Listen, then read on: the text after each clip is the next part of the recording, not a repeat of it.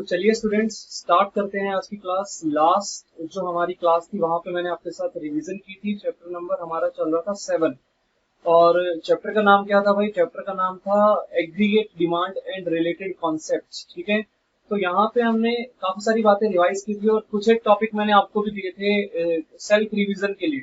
तो मैं उम्मीद करता हूँ कि आपने वो जो टॉपिक्स थे वो रिवाइज किए होंगे। अगर कोई डाउट आपको उन टॉपिक्स में रहा होगा तो आप मुझसे पूछेंगे। ठीक है, तो भाई एक बार मैं दोबारा से आपको बता देता हूँ हमने क्या क्या पढ़ा है। भाई हमने एग्रीगेट डिमांड का मीनिंग पढ़ा था। देखो ये फर्स्ट पेज पे जो हमने नोटिंग की थी, यहाँ पे ना एग्रीगेट डिमांड का पूरा मीनिंग है।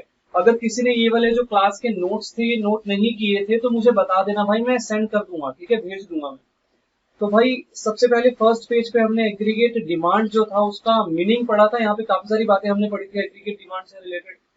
देन नेक्स्ट पेज पे हम लोगों ने कंपोनेंट्स स्टार्ट कर दिए थे। ठीक है, यहाँ पे हमने कंपोनेंट्स पढ़े थे एग्रीगेट डिमांड के। जैसे कि आप देख सकते हैं भाई, 4 कंपोनेंट्स हमने पढ़े थे यहाँ पे, C प्लस आई प्लस जी और X माइनस M। तो मैं उम्मीद करता हूँ सभी को ये सारे के सारे कंपोनेंट्स याद होंगे अच्छे से। उसके बाद आगे हमने डिस्कशन किया था कि भाई हम जो है 2 सेक्टर इकोनॉमी का डिस्कशन करने वाले हैं और यहाँ पे सिर्फ और सिर्फ हाउस होल्ड होंगे और फर्म्स होंगी। तो इसका मतलब यहाँ पे गवर्नमेंट सेक्टर नहीं होगा, फॉरेन सेक्टर नहीं होगा। तो जो हमारा थर्ड और फोर्थ वाला कंपोनेंट था वो हमें पढ़ना ही नहीं है, मतलब आगे नहीं पढ़ना। ठीक है, पेपर में अगर क्वेश्चन आ गया कि what are the components of aggregate demand तो फिर तो चारों ही लिखने पड़ेंगे हमको। लेकिन प्रैक्टिकल पॉइंट ऑफ व्यू से आगे जितनी भी स्टडी होगी वो सिर्फ 2 कंपोनेंट से रिलेटेड होगी, फर्स्ट वाला कंपोनेंट और सेकंड वाला कंपोनेंट। ठीक है, फर्स्ट वाला कंपोनेंट क्या था? प्राइवेट कंजम्पशन एक्सपेंडिचर, जिसको कि हाउस होल्ड कंजम्पशन एक्सपेंडिचर भी बोलते हैं। और सेकंड वाला क्या था? Investment expenditure. ठीक है, तो मैं उम्मीद करता हूँ ये सब आपको याद होगा। ये सारी की सारी बातें हमने यहाँ पे शेड्यूल डिस्कस किया था ये वाला, और उससे रिलेटेड काफी सारे पॉइंट्स हमने लिखे थे आगे। तो ये सारा पढ़ा होगा आपने। आगे हमने ये जो है एग्रीगेट डिमांड कर्व यहाँ पे देखा था। यहाँ पे कंजम्पशन कर्व के बारे में भी डिस्कशन हुआ था। Consumption curve, investment curve, investment हालांकि यहाँ पे इंड्यूस्ड थी। ठीक है, इंड्यूस्ड इन्वेस्टमेंट कर्व की बात हुई थी, एग्रीगेट डिमांड कर्व की बात हुई थी। तो ये सारी बातें यहाँ पे हुई थी, उससे रिलेटेड हमने नोटिंग भी की थी। और फिर हम एग्रीगेट सप्लाई पे आगे थे। हमने पढ़ा था कि एग्रीगेट सप्लाई ही जो है वो नेशनल इनकम होता है। तो ये बात हमने यहाँ पे डिस्कस की थी, किस तरीके से होता है वो सब यहाँ पे हमने नोट किया था। तो अच्छे से आपने रिवाइज किया होगा, मैं ऐसी उम्मीद करता हूँ। आगे जो है हमने कंपोनेंट्स पढ़े थे एग्रीगेट सप्लाई के। हालांकि यहाँ पे 2 ही कंपोनेंट्स होते हैं, कंजम्पशन और सेविंग्स। तो कुछ ज्यादा खास नहीं है यहाँ पे, मतलब। ठीक है, उसके बाद हमने कंजम्पशन फंक्शन वाला टॉपिक अपना जो है उसको डिस्कस किया था। कंजम्पशन फंक्शन को प्रोपेंसिटी टू कंज्यूम भी बोलते हैं। ठीक है, यहाँ पे लिखा नहीं हुआ, मैं लिख देता हूँ भाई, प्रोपेंसिटी टू कंज्यूम। मैंने कहा भी था कि लिख लेना, प्रोपेंसिटी टू कंज्यूम भी बोलते हैं। तो कंजम्पशन फंक्शन को ही हम अल्टरनेटिवली जो है वो प्रोपेंसिटी टू कंज्यूम बोलते हैं। और यहाँ पे काफी सारी बातें हमने कंजम्पशन फंक्शन के रिलेशन में जो है वो स्टडी की थी और काफी सारे पॉइंट्स हैं यहाँ पे, आपने ये रीड किए होंगे। फिर हमने केनेसियंस साइकोलॉजिकल लॉ ऑफ कंजम्पशन पढ़ा था। तो इजी इजी बातें थी ये सारी की सारी, बस याद रखने वाली बातें हैं। ठीक है तो इजी, बट वही है, जिसको याद होगा वो लिख देगा एग्जाम में, अदरवाइज स्किप हो जाएगा, छोड़ के आ जाएगा बच्चा। ठीक है, तो याद होना चाहिए। आगे हमने पढ़ा था types of propensity to consume. Propensity to consume बोल रहे हैं, कंजम्पशन फंक्शन बोल रहे हैं, एक ही बात है। तो टाइप्स ऑफ कंजम्पशन फंक्शन भाई 2 प्रकार के होते हैं, एपीसी और एमपीसी। एपीसी माने average propensity to consume, MPC माने marginal propensity to consume. APC जो है उसका फॉर्मूला क्या होता था? C upon Y. ठीक है, ये हमने डिस्कस किया था पूरा अच्छे से, तो मैं दोबारा डिटेल में डिस्कस नहीं करने वाला हूँ। यहाँ पे हमने काफी सारे पॉइंट्स पढ़े थे, तो ये अच्छे से माइंड में होने चाहिए। एपीसी 1 कब होता है, एपीसी ग्रेटर देन 1 कब होता है, लेस देन 1 कब होता है, 0 हो सकता है कि नहीं हो सकता, ये सारी की सारी बातें माइंड में अच्छे से होनी चाहिए।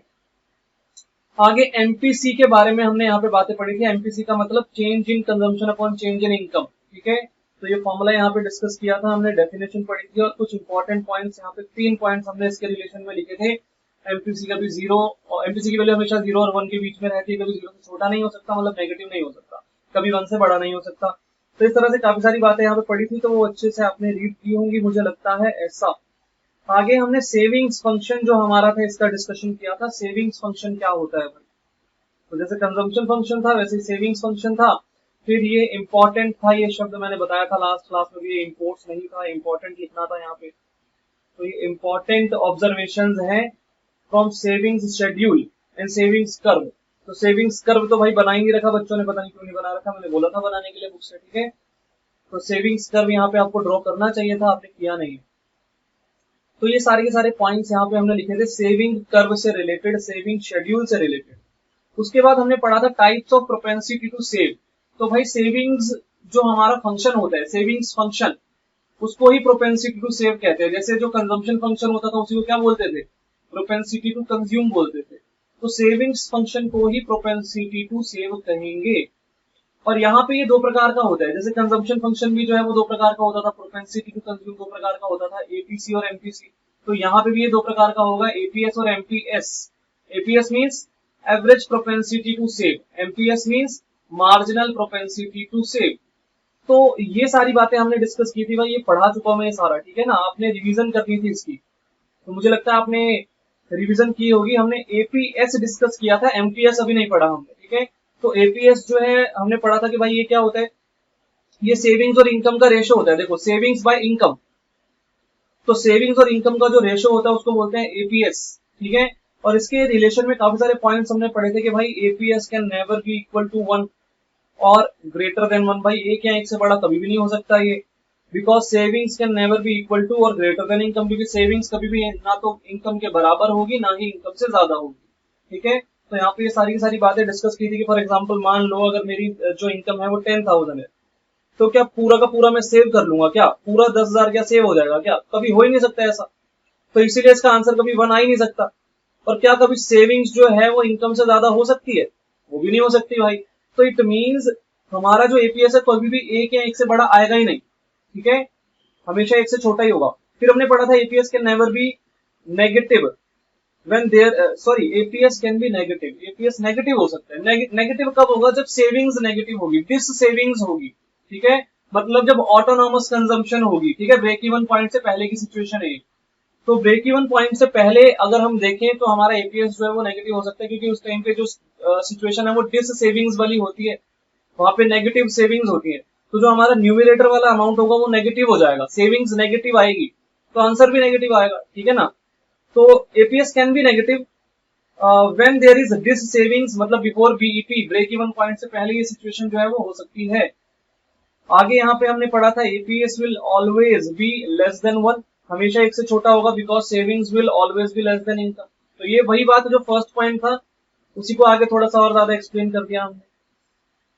फोर्थ पॉइंट में हमने यहाँ पे पढ़ा APS rises with increase in income, APS rises with increase in income, because with increase in income savings also increase, ठीक है। एपीएस जो है वो इनकम बढ़ने से बढ़ता है, क्योंकि इनकम बढ़ेगी तो सेविंग्स भी बढ़ेगी, ठीक है। इनकम इंक्रीज होगी तो सेविंग भी इंक्रीज होगी, इस वजह से एपीएस जो है वो इनकम बढ़ने से बढ़ता है। डायरेक्ट रिलेशनशिप होता है इनकम में और सेविंग्स में। वैसे इनकम और कंजम्पशन में भी डायरेक्ट रिलेशनशिप होता है, ठीक है।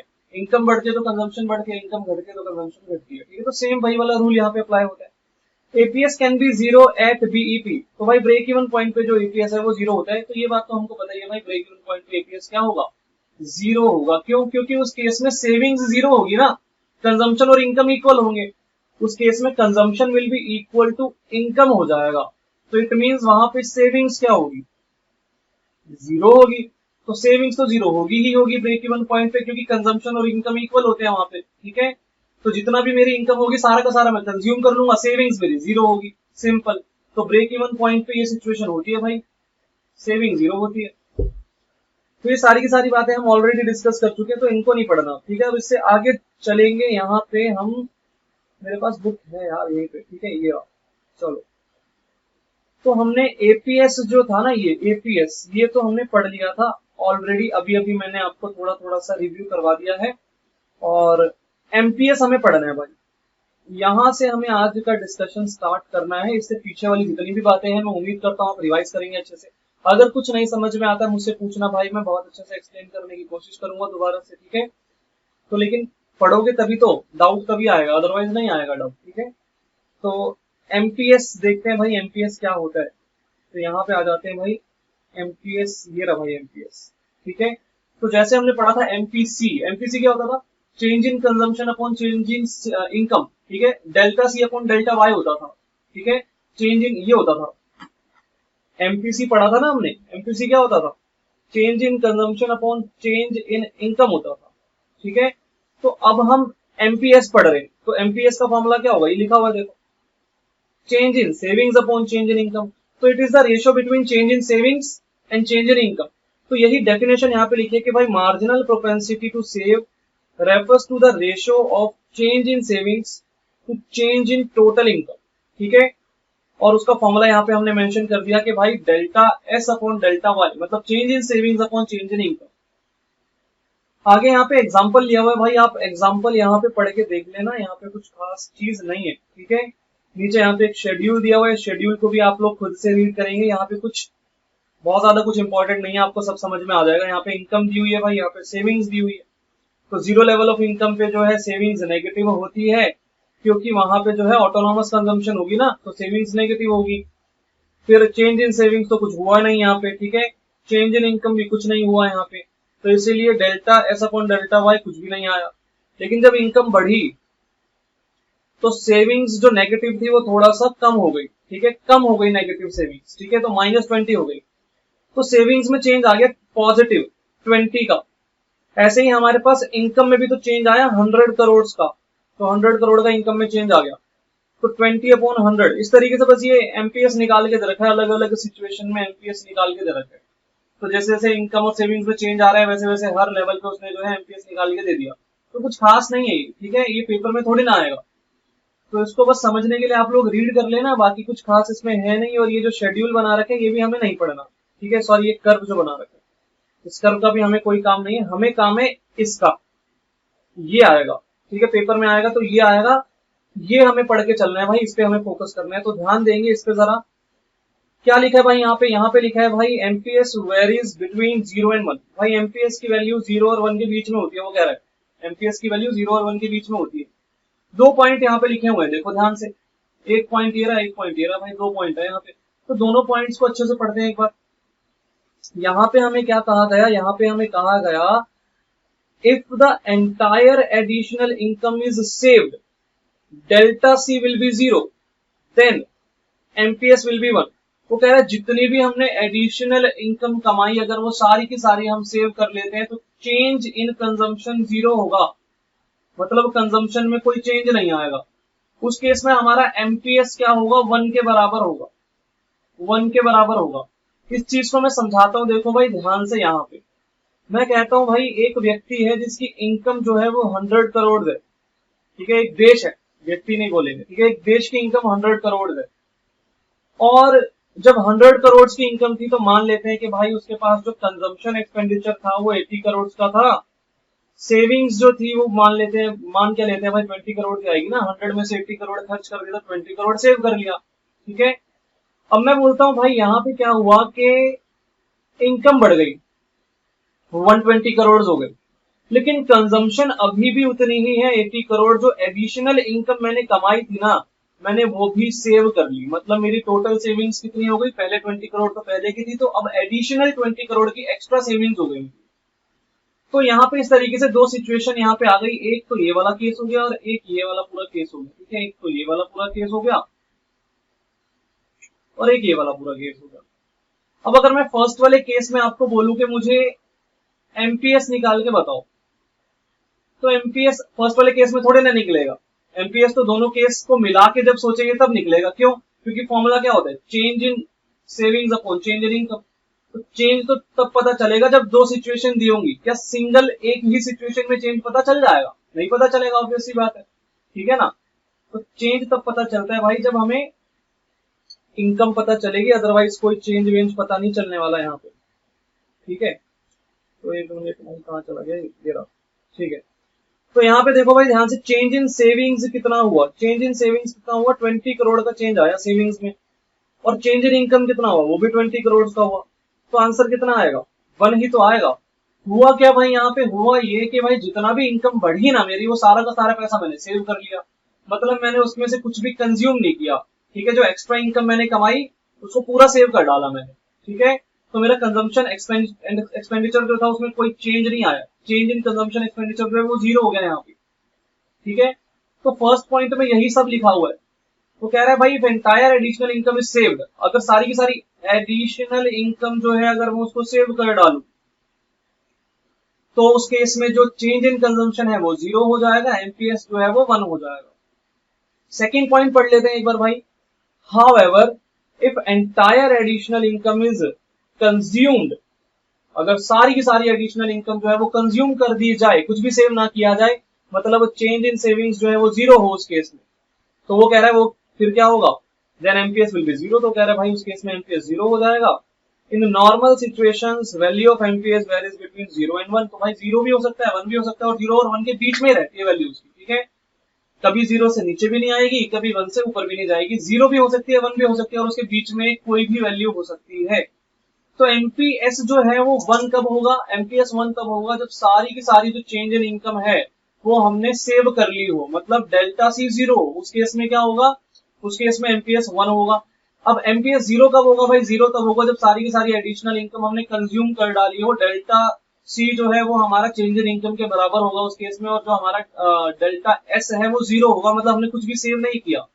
तो कुछ भी सेव नहीं करेंगे तो उस केस में जो हमारा एमपीएस है वो क्या होगा, जीरो हो जाएगा, ठीक है। तो ये बात आपको मुझे लगता है भाई समझ में आ रही होगी, कुछ ज्यादा खास यहाँ पे था नहीं, ठीक है। तो आगे यहाँ पे कुछ खास बातें नहीं है, ठीक है। चलो अब देखना भाई आगे यहाँ पे ना एक ऐसे करके डिफरेंस दिया हुआ है। ये सारी की सारी बातें आप जो मैं बता रहा हूँ ना इसको नोट करना है। देखो क्या क्या नोट करना है, अभी तक मैंने जो पढ़ाया उसमें से आपको एमपीएस की डेफिनेशन नोट करनी है, उसका फॉर्मूला नोट करना है ये वाला, ठीक है। उसके बाद अगले पेज पे आ जाना है, अगले पेज पे आके बस ये नोट करना है भाई ये, ठीक है, इतना बस, ठीक है। तो अभी तक जो पढ़ा है उसमें से इतना ही नोट करना है। उसके बाद हमें ये डिफरेंस पढ़ना है, comparison between APS and MPS. तो एपीएस और एमपीएस में क्या डिफरेंस होता है भाई, ये डिफरेंस हमें लिखना है। तो यहाँ पे हमने पढ़ा था भाई, देखो मीनिंग सबसे पहले तो डेफिनेशन लिखी हुई है दोनों की। तो एपीएस क्या होता है भाई, it refers to the ratio of savings to the corresponding level of income at a point of time, ठीक है। कुछ नया खास तो है नहीं, डेफिनेशन लिखी है, यहाँ पे भी डेफिनेशन लिखी हुई है एमपीएस की। क्या डेफिनेशन है पढ़ते हैं भाई। तो भाई यहाँ पे लिखा हुआ है, it refers to the ratio of change in savings to the change in total income over a period of time, ठीक है। तो इस तरीके से यहाँ पे बातें लिखी हुई है। आगे यहाँ पे लिखा हुआ है वैल्यू लेस देन जीरो। अच्छा एक बात और देखना, यहाँ पे लिखा हुआ है eight a point of time, eight a point of time. तो ये कैसा कॉन्सेप्ट हो गया, स्टॉक कॉन्सेप्ट। और यहाँ पे लिखा हुआ है over a period of time, तो ये कैसा कॉन्सेप्ट हो गया, flow concept.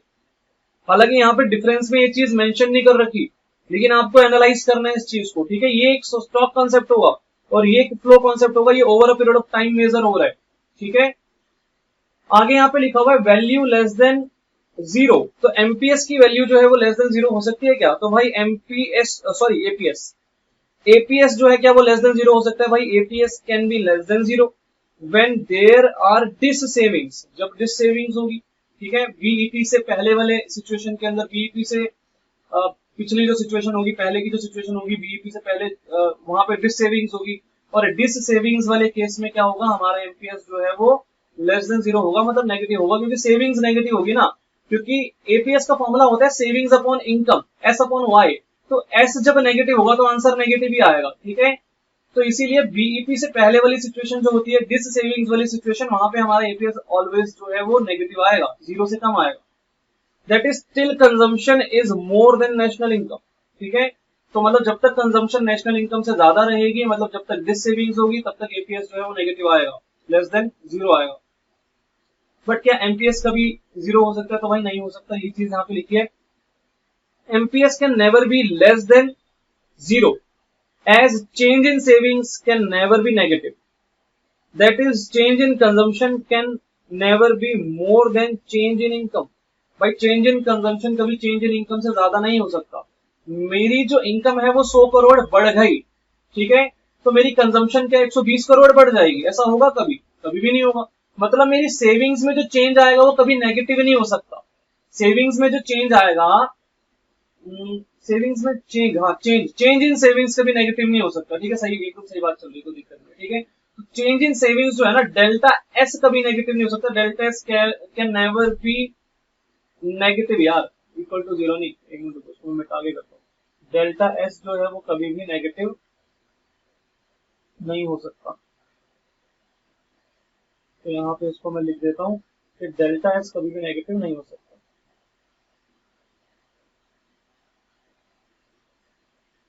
Delta S can never be negative, कभी भी नेगेटिव नहीं होगा डेल्टा एस।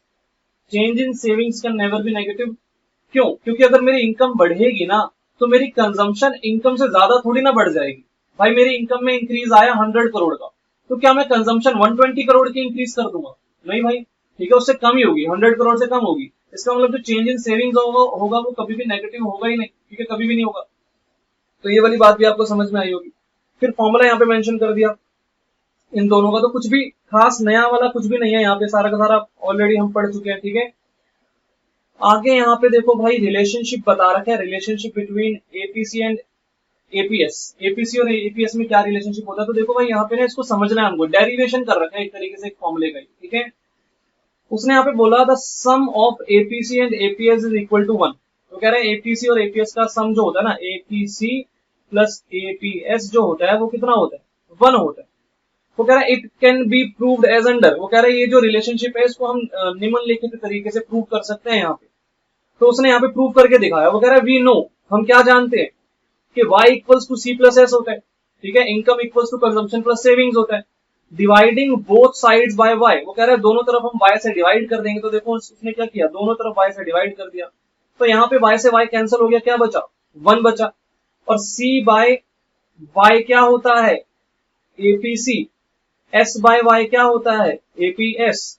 तो आ गया 1 equals to APC plus APS. तो इसका मतलब वो रिलेशनशिप उसने इस तरीके से निकाल के बताया। अब पेपर में भी आ सकता है what is the relationship between consumption and savings, ठीक है, पेपर में आ सकता है। तो आपको रिलेशनशिप ऐसे बताना है कि भाई रिलेशनशिप क्या होता है एपीसी और एपीएस में। तो भाई APC plus APS equals to क्या होता है? 1 होता है। कैसे होता है? तो हम लिखेंगे we know that y equals to C plus S, dividing both side by y। तो डिवाइड करने के बाद क्या आ जाएगा हमारे पास? ये आ जाएगा, खत्म, ठीक है। एक आध नंबर में आएगा ऐसा, अगर आएगा तो ठीक है, 1-2 नंबर में, तो ये कोई बहुत इंपॉर्टेंट चीज नहीं है। तो छोटी छोटी बातें हैं सारी। ऐसी रिलेशनशिप है आगे एमपीसी और एमपीएस में रिलेशनशिप है। तो भाई इन दोनों में क्या रिलेशनशिप होता है? भाई इन दोनों का भी सम जो है वो 1 के इक्वल होता है। MPC plus MPS equal to 1 होता है, ठीक है। तो वही सेम रिलेशनशिप है। तो अब इस चीज को भी प्रूव कर रखा है भाई, change in income is equal to change in consumption plus change in saving. भाई जितना भी मेरी इनकम में चेंज आएगा वो सारा का सारा या तो मैं खर्च करूंगा या उसमें से मैं सेव कर लूंगा, और तो कोई तरीका है ही नहीं। तो change in income equals to change in consumption plus change in savings यहाँ पे आया हमारे पास। फिर उसने डिवाइड कर दिया both side by change in income. तो दोनों तरफ चेंज इन इनकम से डिवाइड करने के बाद क्या हुआ, ये और ये कैंसिल हुआ, तो 1 आ गया हमारे पास।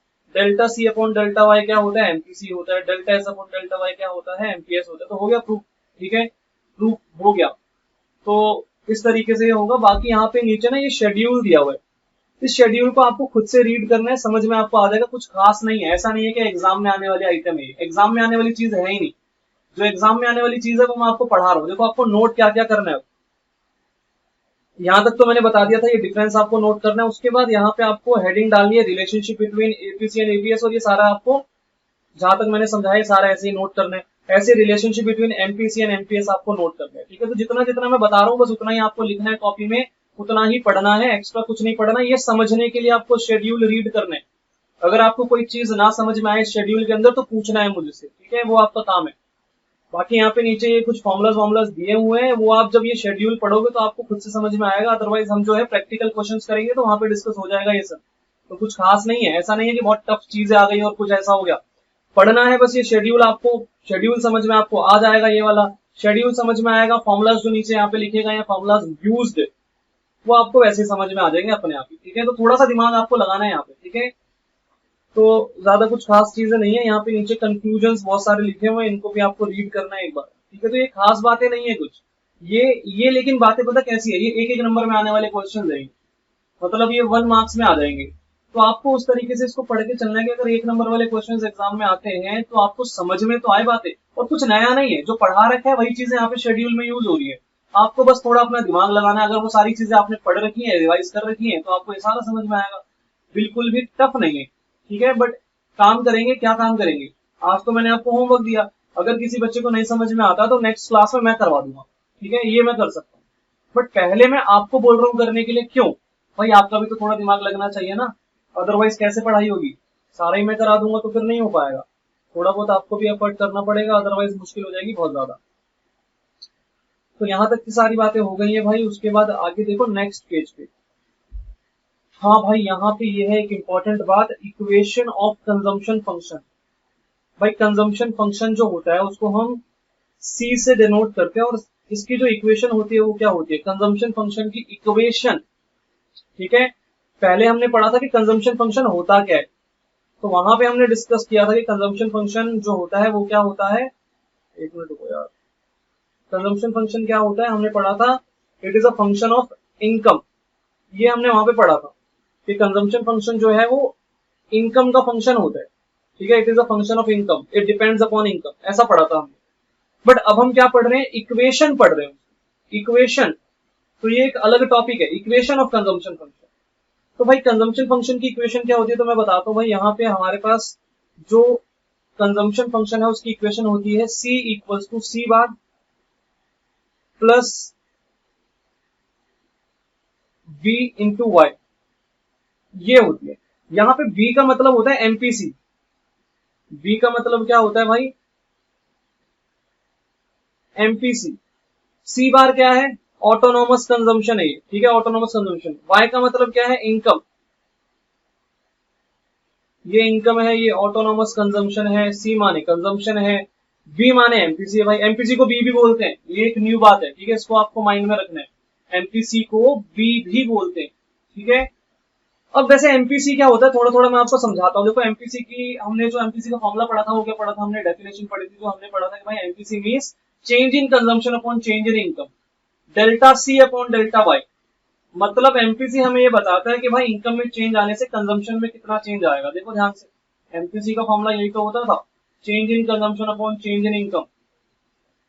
तो इनकम में चेंज आने की वजह से कंजम्पशन में कितना चेंज आएगा, ये चीज हमें यहां से पता चलती थी इस फॉर्मूले के थ्रू, कि भाई अगर इनकम में 100 करोड़ का चेंज आ रहा है तो उसकी वजह से कंजम्पशन में कितना चेंज आ रहा है। ठीक है, तो इट मींस एमपीसी हमें चेंज इन कंजम्पशन बताता है, change in consumption, change in consumption. अब भाई एक बात समझना ध्यान से, कंजम्पशन भी ना दो प्रकार की होती है। एक तो वो कंजम्पशन होती है जो कि इनकम के चेंज होने से चेंज होती है, और एक वो कंजम्पशन होती है जो इनकम के चेंज होने से चेंज होती नहीं है। उसको बोलते हैं ऑटोनोमस कंजम्पशन, आपको पता होगा। जीरो लेवल ऑफ इनकम पे जो कंजम्पशन होती है उसको क्या बोलते हैं, ऑटोनोमस कंजम्पशन। भाई इनकम इनकम तो जीरो थी ना, इनकम में तो कुछ चेंज आया ही नहीं, इनकम जीरो थी, तो जीरो लेवल ऑफ इनकम पे जो कंजम्पशन होती है ऑटोनोमस कंजम्पशन C बार। तो इसका मतलब कंजम्पशन में दो चीजें होती है, एक तो ये होता है ऑटोनोमस कंजम्पशन, और एक ये वाली कंजम्पशन होती है जो इनकम पे डिपेंडेंट होती है। भाई इनकम पे डिपेंडेंट होती है, इनकम को मैंने मल्टीप्लाई किया एमपीसी से, एमपीसी से मल्टीप्लाई किया मैंने इनकम को, तो मेरे पास क्या आ गया, चेंज इन कंजम्पशन आ गया। कि भाई इनकम, अगर मेरी इनकम यहाँ पे 1000 में लिख देता हूँ, 1000 करोड़, तो 1000 करोड़ की इनकम पे मेरे पास चेंज इन कंजम्पशन कितना होगा, एमपीसी को अगर मैं मल्टीप्लाई कर दूं उस इनकम के साथ तो मेरे पास आ जाएगा। तो इसका मतलब यहाँ पे दो तरह की हमारे पास कंजम्पशन होती है, एक तो होती है ऑटोनोमस कंजम्पशन और एक होती है induced consumption. V into Y क्या है, इंड्यूस्ड कंजम्पशन। तो ये सारी चीज मैं एक बार दोबारा से डिटेल में डिस्कस करता हूं भाई, इसको पहले मैं रब कर देता हूं। तो हमारे पास कंजम्पशन दो प्रकार की होती है, एक तो हमने पढ़ रखा है ऑलरेडी, क्या, ऑटोनोमस कंजम्पशन हमने पढ़ रखा है। तो यहां पे हम लोग रीड करते हैं, देखो भाई ध्यान से, the consumption equation can be put into two parts. वो कह रहा है कंजम्पशन इक्वेशन के दो पार्ट होते हैं। पहला part, even when income is zero there is some minimum consumption. भाई हालांकि हमारी इनकम जीरो होती है फिर भी कुछ ना कुछ मिनिमम कंजम्पशन होती है, नॉन एज ऑटोनोमस कंजम्पशन, जिसको कि हम लोग क्या कहते हैं, ऑटोनोमस कंजम्पशन कहते हैं, denoted by C bar, which is always positive, जो कि हमेशा पॉजिटिव होती है। भाई ऑटोनोमस कंजम्पशन कभी भी नेगेटिव नहीं होती। जीरो लेवल ऑफ इनकम पे भाई हमेशा ही जो ऑटोनोमस कंजम्पशन है वो पॉजिटिव ही रहेगी, तो हमेशा ही पॉजिटिव होती है। तो कह रहा है भाई पहला पार्ट तो हमारा ये होता है, पहला हिस्सा तो हमारा ये होता है कंजम्पशन इक्वेशन का। फिर दूसरे हिस्से की बात कर रहा है वो यहाँ पे, when income increase consumption also increase. भाई इनकम बढ़ेगी तो कंजम्पशन भी बढ़ेगी, डायरेक्ट रिलेशनशिप होता है भाई, पढ़ रहे हैं इतने दिनों से। ठीक है, but the rate of but the rate of increase in but the rate of increase in consumption is less than rate of increase in income. ये बात भी हमने ऑलरेडी पढ़ रखी है कि भाई जो rate of increase in consumption है वो rate of increase in income से थोड़ा कम होता है, क्योंकि हमें कुछ अमाउंट सेव भी तो करना होता है इस वजह से। आगे यहाँ पे हमने पढ़ा कि द एमपीसी और बी, अब देखो वही बात, एमपीसी को बी भी बोलते हैं, मैंने पढ़ाया था ना अभी, एमपीसी को ही भी बोलते हैं। MPC shows how consumption, MPC क्या बताता है कि how consumption expenditure changes with change in income. तो एमपीसी हमें ये बताता है कि जो कंजम्पशन एक्सपेंडिचर है वो इनकम में चेंज आने से कितना चेंज हो रहा है, ठीक है। तो अगर मतलब मैंने एमपीसी, मेरा एमपीसी है 0.8 है एमपीसी, 0.8 है एमपीसी, और मुझे ये पता करना है कि भाई मेरी जो इनकम है वो है 1000 करोड़, 1000 करोड़ की इनकम है। मुझे ये पता करना है कि भाई 1000 करोड़ की इनकम पे मेरा जो चेंज इन कंजम्पशन है वो कितना हो जाएगा, मुझे ये पता करना है। तो मैं मल्टीप्लाई कर दूंगा, तो चेंज इन कंजम्पशन कितना हो जाएगा, 800, मल्टीप्लाई करेंगे 800, ठीक है। तो इस तरीके से निकलेगा ये। तो इसका मतलब भाई मैं अलग अलग इनकम के लेवल को अगर मैं एमपीसी से मल्टीप्लाई कर दूं तो मुझे ये पता चल जाता है कि भाई किस इनकम के लेवल पे कितना मेरा change in consumption, change in consumption, ठीक है, टोटल कंजम्पशन नहीं, चेंज इन कंजम्पशन। तो यही बात यहाँ पे लिखी है कि भाई एमपीसी हमें ये बताता है कि भाई इनकम बढ़ने से कंजम्पशन में कितना चेंज होता है। This proportion of consumption, this proportion of consumption is termed as induced consumption, यही तो मैंने बताया था, इसी को बोलते हैं इंड्यूस्ड कंजम्पशन। एक तो होती है ऑटोनोमस कंजम्पशन।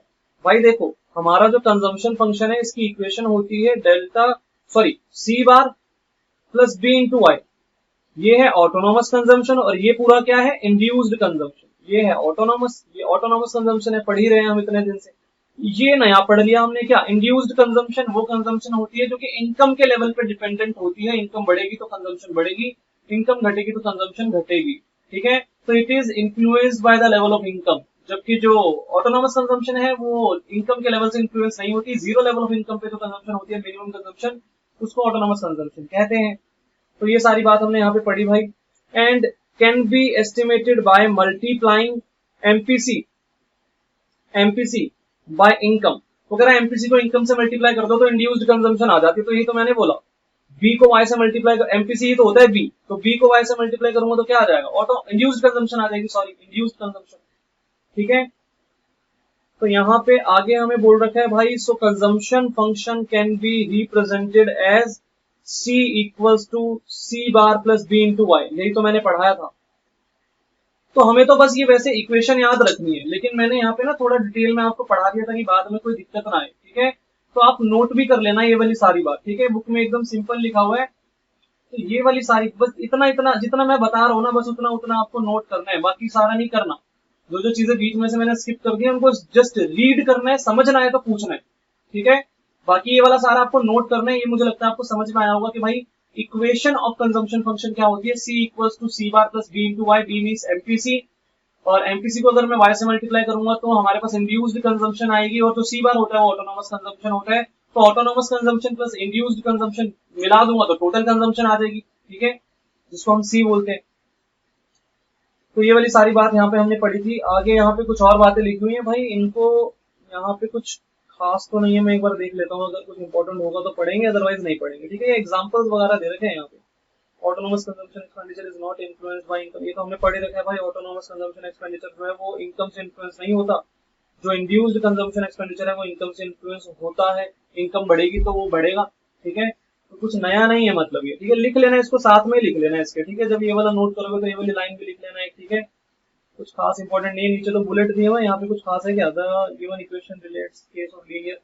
भाई देखो ये ना एक लीनियर कंजम्पशन फंक्शन है, कहीं पे भी क्वाड्रेटिक इक्वेशन दिख रही है क्या, पावर 2 3 4 ऐसा कुछ दिख रहा है कि मतलब किसी भी टर्म की पावर में 2 हो 3 हो 4, नहीं भाई लीनियर इक्वेशन है, ठीक है।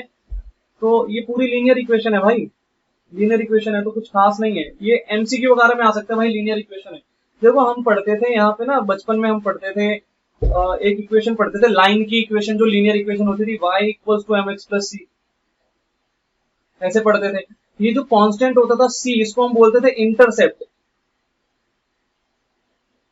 जो कांस्टेंट होता था ना c, उसको इंटरसेप्ट बोलते थे। वेरिएबल जो होता था x के साथ, x जो है ये वेरिएबल है, इसके साथ जो मल्टीप्लाई में टर्म होती थी उसको स्लोप बोलते थे, स्लोप ऐसे होता था। तो वेरिएबल के साथ मल्टीप्लाई में जो हमारा टर्म होता था उसको हम बोलते थे स्लोप, और जो कांस्टेंट होता था उसको इंटरसेप्ट बोलते थे। तो यही बात यहाँ पे है, देखो ये जो इक्वेशन है, ये वाली जो इक्वेशन है, इसके अंदर ये जो सी बार है ये कांस्टेंट है, तो ये इंटरसेप्ट है, और हमारा वेरिएबल है y। तो y के साथ यहाँ पे मल्टीप्लाई में क्या है b, तो b क्या हो गया हमारा स्लोप, ठीक है। एमपीसी स्लोप होती है, कंजम्पशन कर्व की स्लोप क्या होती है, b होता है, एमपीसी होता है। तो ये बात आगे लिखी हुई है कि भाई सी बार जो है वो इंटरसेप्ट होता है और बी जो है वो स्लोप होती है हमारी, ठीक है। तो कुछ ज्यादा इंपॉर्टेंट बहुत ज्यादा नहीं है, एक एक नंबर वाली चीज है ये सारी, ठीक है। तो मैंने एक्सप्लेन कर दिया आपको, आपको समझ में आया होगा ये भी लिख लेना वैसे आप, ठीक है। बी जितना ज्यादा होगा कंजम्पशन कर्व जो है उसकी स्लोप उतनी ज्यादा होगी, ठीक है। Higher the value of B more is the slope of the linear consumption function, ठीक है। तो इसको नोट कर लेना वैसे। तो इतना समझ में आपको आ गया होगा। यहाँ पे सी बार जो है वो क्या है, सी बार जो था, जो ऑटोनोमस कंजम्पशन है हमारी, वो क्या होती है हमारी, वो इंटरसेप्ट है भाई, कांस्टेंट है वो हमारा। और जो y के साथ मल्टीप्लाई में b है, b क्या है भाई, एमपीसी। एमपीसी क्या है यहाँ पे, तो भाई वो स्लोप है हमारी कंजम्पशन कर्व की, स्लोप है वो, ठीक है। तो इस तरीके से इसको समझना भाई, एक लीनियर फंक्शन है। The equation of consumption function can also be used to draw consumption curve. If autonomous consumption and MPC is given, then consumption expenditure can be calculated for different level of income. ये फालतू की बातें हैं सारी, इसको नहीं लिखना, ठीक है। ये वाले पॉइंट को लिखना है, इसको नहीं लिखना, ये वाले को नहीं लिखना, ठीक है। क्योंकि ये सब, ये क्यों नहीं लिखना यार, ये प्रैक्टिकल में यूज होगा, थ्योरी में कोई काम नहीं है इसका, ठीक है। एक एक नंबर वाले क्वेश्चन भी नहीं आने इसमें से, तो फालतू में लिख के कोई फायदा नहीं है, तो इसको नहीं लिखना हमको, ठीक है। जो जो जितना जितना बोले बस उतना लिखना है भाई, उतने से काम चल जाएगा, चल गया जाएगा, दौड़ेगा काम, ठीक है, बढ़िया एकदम। अब भाई सेविंग्स फंक्शन क्या है भाई, कंजम्पशन फंक्शन अगर समझ में आ गया हो, कंजम्पशन फंक्शन क्या था भाई, सी bar plus B into Y, तो इसी से निकल जाएगा सेविंग्स फंक्शन। कैसे निकल जाएगा भाई, देखो मैंने पढ़ाया था y equals to C plus S होता है, तो s की वैल्यू क्या आ जाएगी, s की वैल्यू निकालनी है, y माइनस सी हो गई ना। अब देखो यहाँ पे यही लिखा हुआ है y माइनस सी, सेविंग्स की वैल्यू लिख दी यहाँ पे y माइनस सी, और यहाँ पे c की वैल्यू को सब्सटीट्यूट कर दिया। देखो ये c की वैल्यू है ना ये, तो ये देखो आगे सब्सटीट्यूट कर रखी है इस इक्वेशन के अंदर, इस इक्वेशन के अंदर c की जगह वैल्यू सब्सटीट्यूट कर दी। देखो y वैसे का वैसे, y वैसे का वैसे, और ये c की वैल्यू है, ब्रैकेट खोलेंगे साइन चेंज हो जाएगा, y को कॉमन लिया और ये इक्वेशन बन गई हमारे पास सेविंग्स फंक्शन की। तो हमें ज्यादा दिमाग नहीं लगाना, हमें तो याद रखना है। देखो सेविंग्स फंक्शन क्या है, माइनस सी बार। भाई यहाँ पे माइनस क्यों लग रहा है सी बार के साथ, ऑटोनोमस कंजम्पशन नेगेटिव क्यों है, क्योंकि भाई ऑटोनोमस कंजम्पशन जो है उतनी ही हमारी नेगेटिव सेविंग्स होती है, ठीक है। मैं आपको ना अभी कर्व के थ्रू दिखाता हूँ, ये देखो ध्यान से, ये हमारी ऑटोनोमस कंजम्पशन है ओसी, और उतनी ही हमारी ओएस सेम नेगेटिव में, ठीक है, हमारी डिस सेविंग्स हो रही है, ठीक है। तो जो सी बार होता है ना वो ऑटोनोमस कंजम्पशन है, और नेगेटिव सी बार क्या है हमारी, ये हमारी डिस सेविंग्स है, ऑटोनोमस कंजम्पशन के टाइम पे डिस सेविंग्स, क्योंकि उस टाइम पे इनकम तो जीरो होती है ना, फिर भी हम कंजम्पशन कर रहे हैं, तो नेगेटिव सेविंग्स हो रही है ना, इसका मतलब डिस सेविंग्स हो रही है। तो थोड़ा थोड़ा सा समझ रहे हैं इसको, ज्यादा कुछ दिमाग नहीं लगाना। तो सेविंग्स क्या है हमारी, माइनस सी बार और प्लस यहाँ पे क्या है 1 माइनस बी इंटू वाई। अब ये 1 माइनस बी क्या है भाई, बी का मतलब एमपीसी, तो 1 माइनस एमपीसी क्या होता है, एमपीएस। तो 1 माइनस बी, ये जो 1 माइनस बी है ये क्या है, एमपीएस है। तो आप इसकी जगह एमपीएस भी लिख सकते हो वैसे, लेकिन बुक में ऐसे दिया हुआ है तो ऐसे लिख लेना भाई, दोनों तरीके से वैसे समझ में आना चाहिए मेरे हिसाब से, प्रैक्टिकल करते समय तो देखो दोनों तरीके से आना चाहिए समझ, ठीक है। तो एस जो है वो हमारा क्या होगा, माइनस सी बार। अब देखो सी बार जो होता है वही उसके साथ माइनस लगा दो तो माइनस सी बार बन जाएगा, नेगेटिव सेविंग्स आ जाएगी ना उस टाइम पे। तो minus C bar plus 1 minus B into Y, 1 minus B क्या है, एमपीएस है, वाई माने इनकम है, ठीक है। तो कुछ ज्यादा खास नहीं है यहाँ पे। ये भी एक लीनियर इक्वेशन है भाई, ये भी एक लीनियर इक्वेशन है। यहाँ पे जो माइनस सी बार है ये इंटरसेप्ट है, और जो 1 माइनस बी है ये क्या है, स्लोप है। तो माइनस सी बार जो है वो इंटरसेप्ट है, 1 माइनस बी क्या है, स्लोप है, ठीक है। और बाकी ये वाला पॉइंट हमें नहीं लिखना, तो ये वाला सारा आप लिख लेना एक बार यहाँ तक, ठीक है। तो ज्यादा कुछ इंपॉर्टेंट तो मुझे नहीं लगता, बहुत ज्यादा ऐसा कुछ नहीं है, बट ये प्रैक्टिकल में काम आएगा, इसलिए इसको लिखना। जो थोड़ा थोड़ा जो जितना जितना मैं नोट करने को बोल रहा हूँ ना उतना तो लिखना, ठीक है। उसमें से अगर कुछ डाउट आता है तो पूछना, मुझसे पूछ लेना, मैं नेक्स्ट क्लास में समझा दूंगा, ठीक है। यहाँ पे अब ये कर्व वगैरह को एक्सप्लेन कर रखा है, ये हमें पढ़ने की जरूरत नहीं है, ये नहीं आता पेपर में, ठीक है। कंजम्पशन कर्व डेराइव करने को नहीं आएगा, ये डेरिवेशन है, डेरिवेशन नहीं आता पेपर में, कर्व का डेरिवेशन कभी नहीं आएगा पेपर में यहाँ पे। तो इसको पढ़ाना भी होगा ना तो पेपर के टाइम पे पढ़ाऊंगा मैं, ठीक है। अगर मेरा मन करेगा पढ़ाने का, मैं पास्ट एग्जामिनेशन पेपर एक बार ऑब्जर्व कर लूंगा, वैसे ये आता नहीं है, ये टॉपिक नहीं आता एग्जाम में, तो एक बार पढ़ाना होगा, कर्व अगर एक्सप्लेन करना होगा तो मैं एंड में करूंगा भाई, अभी नहीं कर रहा मैं, ठीक है। इसको बाद में देख लेंगे एक बार कैसे डिराइव करना है भाई, कंजम्पशन कर्व से सेविंग कर्व कैसे डिराइव करना है, सेविंग कर्व से कंजम्पशन कर्व कैसे डिराइव करना है। पेपर में नहीं आएगा उसका कारण क्या है भाई, कारण ये है कि उसने क्या सिखा रखा है यहाँ पे कि कंजम्पशन कर्व से सेविंग कर्व कैसे डिराइव कर सकते हैं। तो पहली बात तो उसको पेपर में कंजम्पशन कर्व देना पड़ेगा ताकि हम सेविंग्स कर्व निकाल पाए। तो मुझे नहीं लगता ऐसा क्वेश्चन वो देगा पेपर में, ठीक है, ऐसा नहीं आएगा पेपर में। तो आज तक आया भी नहीं है वैसे, कभी भी नहीं आया आज तक, ठीक है। तो फिर भी हम क्या करेंगे ना, पेपर से पहले करा दूंगा, ठीक है। पेपर से आएगा नहीं पेपर में यार, ठीक है, लेकिन फिर भी कुछ बच्चों के मन में होगा यार छोड़ दिया, तो छोड़ इसलिए दिया यार, आता ही नहीं है पेपर में, क्यों फालतू में दिमाग खराब करना, ठीक है। जितना हमने अभी नोट किया वो तो पढ़ लो पहले, फालतू में दिमाग खराब करने को फायदा है क्या। इन्वेस्टमेंट फंक्शन से रिलेटेड यहाँ पे कुछ बातें हैं, उसके बाद कुछ लास्ट टॉपिक है और मुझे लगता है ये चैप्टर उसके बाद खत्म हो जाएगा। लेकिन मैं ना एक क्लास और लूंगा इस चैप्टर पे अभी, ठीक है। अभी थोड़ा पढ़ा रहा हूँ मैं, लेकिन मैं एक क्लास और लूंगा इस पे, ठीक है। हालांकि मैंने छोटी छोटी बातें अब तक डिस्कस किया, ज्यादा कुछ खास किया नहीं, बट छोटी छोटी बातें भूल जाओगे आप, तो आपको रिटेन करना पड़ेगा ना इन सब बातों को। तो देखो इन्वेस्टमेंट फंक्शन आ गया, यहाँ से नया टॉपिक स्टार्ट हो गया। देखो अब तक मैंने क्या क्या बोला नोट करने को, मैं एक बार दोबारा बताता हूँ आज मैंने क्या क्या बोला नोट करने को। भाई आपको एमपीएस की डेफिनेशन नोट करनी है, उसका फॉर्मूला नोट करना है, बाकी ये सब नोट नहीं करना आपको, ठीक है। ये शेड्यूल आपको सिर्फ पढ़ना है, समझना है इसको, ठीक है। नेक्स्ट पेज पे ये आपको नोट करना है, एमपीएस से रिलेटेड ये जो बातें थी ये नोट करनी है आपको, ये डिफरेंस आपको नोट करने हैं। उसके बाद ये रिलेशनशिप्स जो थे ये दोनों के दोनों आपको नोट करने हैं, ठीक है। देन यहाँ पे हमारे पास इसको समझना है सिर्फ, ठीक है, इसको नोट नहीं करना है, इसको समझना है, ठीक है। ये सारी बातें समझने वाली है, ये भी सारा समझना है, नोट नहीं करना आपको, ठीक है। नेक्स्ट पेज पे फिर हमारे पास भाई ये सब नोट करना है हमको, ठीक है, इंपॉर्टेंट है ये। तो ये वाला पॉइंट नहीं करना आपको नोट, यहाँ तक सारा नोट करना है आपको, ठीक है, यहाँ तक। उसके बाद ये भी नोट करना है, यहाँ से लेके यहाँ तक आपको नोट करना है, ये वाले पॉइंट तक, ठीक है। लास्ट वाला नहीं करना आपको पॉइंट नोट यहाँ पे। उसके बाद ये सब तो करना ही नहीं है, ठीक है। तो आगे सीधा यहाँ पे इन्वेस्टमेंट फंक्शन पे आ गए, ठीक है। तो यहाँ तक की सारी बातें मुझे लगता है आपको समझ में आएंगी। इक्का दुक्का पॉइंट अगर कुछ भी समझ नहीं आता तो बताना भाई, मैं एक्सप्लेन कर दूंगा नेक्स्ट वीडियो में, नेक्स्ट क्लास में एक्सप्लेन कर दूंगा, ठीक है, शर्माना नहीं है, ठीक है, बता देना। तो देखो भाई आगे इन्वेस्टमेंट क्या होता है भाई, investment refer to the expenditure incurred on creation of new capital asset. तो न्यू कैपिटल एसेट के क्रिएट करने पे जो हम खर्चा करते हैं उसको इन्वेस्टमेंट बोलते हैं, सिंपल है भाई। तो फिक्स्ड एसेट्स परचेज करने पे जो भी खर्चा होगा वो सारा का सारा क्या होगा, इन्वेस्टमेंट होगा, ठीक है। It includes the expenditure incurred on assets like machinery, building equipment, raw material etcetera. तो अगर एसेट्स को क्रिएट करने पे जो भी खर्चा होगा वो सारा इन्वेस्टमेंट होगा। Which leads to increase in productive capacity of an economy. भाई ये जो खर्चा है इसको करने से इकोनॉमी की जो प्रोडक्शन करने की कैपेसिटी है वो बढ़ जाती है, ठीक है। The investment expenditure is classified into two heads. Investment जो है वो दो प्रकार की होती है, इंड्यूस्ड इन्वेस्टमेंट और ऑटोनॉमस इन्वेस्टमेंट। भाई इंड्यूस्ड इन्वेस्टमेंट और ऑटोनॉमस इन्वेस्टमेंट पढ़ते ही समझ में आया होगा। ऑटोनॉमस इन्वेस्टमेंट हम ऑलरेडी पढ़ चुके हैं। ऑटोनॉमस इन्वेस्टमेंट वो इन्वेस्टमेंट होती है जो कि लेवल ऑफ इनकम से इन्फ्लुएंस होती है, जबकि इंड्यूस्ड इन्वेस्टमेंट वो होती है जो कि लेवल ऑफ इनकम से इन्फ्लुएंस, सॉरी उल्टा बोल दिया।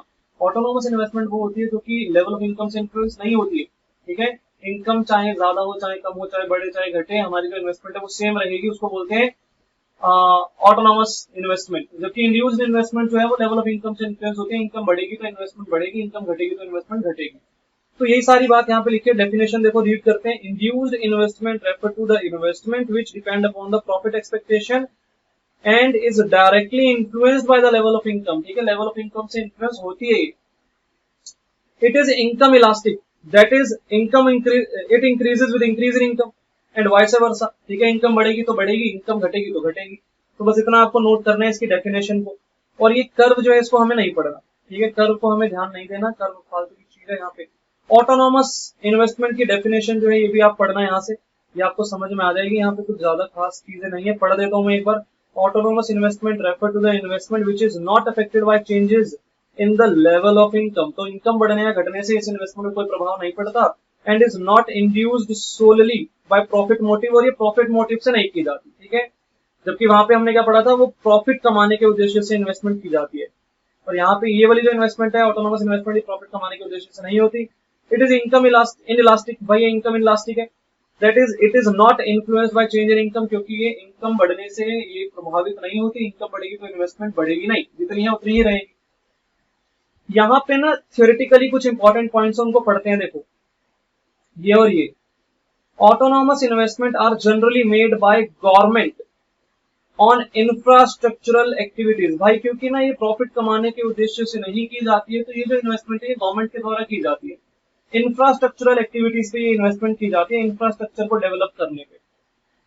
The level of autonomous investment depend on the social, economic and political conditions of the country. So such investment change when there is change in technology or discovery of new resources or growth of population etc. मतलब ये है ना economical political conditions पे depend करती है ये investment जो है, इनकम लेवल पे डिपेंड नहीं करती। ठीक है, देश में सरकार कैसी है, देश में सोशली इन्वायरमेंट कैसा है, ये सब चीजें जो है ये सब चीजें प्रभावित करती हैं इस तरह के इन्वेस्टमेंट को, ना कि इनकम। इनकम ज्यादा हो या कम हो उससे ये वाली इन्वेस्टमेंट पे कोई प्रभाव नहीं पड़ता। ठीक है, लोग जितने जागरूक होंगे, लोग जितने पढ़े लिखे होंगे, उस हिसाब से इन्वेस्टमेंट जो है वो ज्यादा होगी या कम होगी। तो यहाँ पे डिफरेंस भी दे रखा है इन दोनों में। भाई देखो यहाँ पे प्रॉफिट मोटिव होता है हमारा इंड्यूस्ड इन्वेस्टमेंट का, it is driven by the profit motive, that it is depend upon the profit expectations. जबकि यहाँ पे कोई प्रॉफिट मोटिव नहीं होता, it is done for social welfare and not for profit. भाई ये इनकम इलास्टिक होती है, इनकम बढ़ने या घटने से प्रभावित होती है। इनकम इन इलास्टिक होती है, ये इनकम बढ़ने या घटने से प्रभावित नहीं होती। इसकी जो स्लोप है वो अपवर्ड होती है, जबकि ये जो है पैरेलल टू एक्स एक्सिस होती है। देखो यहाँ पे ये तो मैंने आपको ऑलरेडी बता रखा है, पैरेलल टू एक्स एक्सिस होता है ना इन्वेस्टमेंट जो कर्व, ऑटोनॉमस इन्वेस्टमेंट कर्व होता है। जबकि ये वाला जो है ना देखो ये अपवर्ड स्लोपिंग होता है। ठीक है, अपवर्ड स्लोपिंग होता है। तो ये आपको पता होना चाहिए, जो इंड्यूस्ड इन्वेस्टमेंट कर्व है वो अपवर्ड स्लोपिंग होता है। एक एक नंबर वाले क्वेश्चन में आएगा। It is generally done by private sector, जबकि ये जो है ये गवर्नमेंट सेक्टर के द्वारा किया जाता है। ठीक है, ऑटोनॉमस इन्वेस्टमेंट गवर्नमेंट सेक्टर के द्वारा की जाती है। तो ये डिफरेंस आपको यहाँ पे नोट करना है। और क्या क्या चीजें नोट करनी है भाई, इसकी डेफिनेशन नोट करनी है इंड्यूस्ड इन्वेस्टमेंट की, इसकी भी डेफिनेशन नोट करनी है ऑटोनॉमस इन्वेस्टमेंट की, और ऑटोनॉमस इन्वेस्टमेंट से रिलेटेड ये दोनों पॉइंट आपको लिखने हैं। ठीक है, ये वाले दोनों पॉइंट, साथ ही साथ ये डिफरेंस लिखना है। ठीक है, तो इतना ही करना है अभी के लिए। और अब एक क्लास तो और मुझे लेनी है ना, तो ये लास्ट जो थोड़ा थोड़ा टॉपिक है ये मैं नेक्स्ट क्लास में ही कवर करता हूँ। ठीक है, ज्यादा कुछ खास बचा नहीं है, छोटा सा टॉपिक बचा हुआ है। ठीक है, एक क्लास और लेते हैं भाई इस चैप्टर पे। ठीक है, तो अभी भी ये देखो, अभी तक जितना पढ़ा इसको नोट करना, अच्छे से सारा रिवाइज करना। अगर कुछ भी डाउट आता है ना, कुछ भी छोटा सा भी डाउट आता है किसी भी चीज में, भाई पूछ लेना, मैं समझा दूंगा, कोई दिक्कत वाली बात नहीं है। ठीक है, मैं दोबारा पढ़ा दूंगा यार, अगर कोई ज्यादा डाउट आता है किसी को। ठीक है, तो शर्माना नहीं है, पूछ लेना। ठीक है, अगर कुछ भी चीज नहीं समझ में आती मैं बता दूँ। ठीक है, तो आज की क्लास यहीं पे करते हैं भाई खत्म, और नेक्स्ट क्लास में इस चैप्टर को वाइंड अप करेंगे, फिर इससे क्वेश्चंस करेंगे हम लोग, प्रैक्टिकल क्वेश्चंस भी हैं इस चैप्टर में। ठीक है, तो इतना ही करते हैं भाई।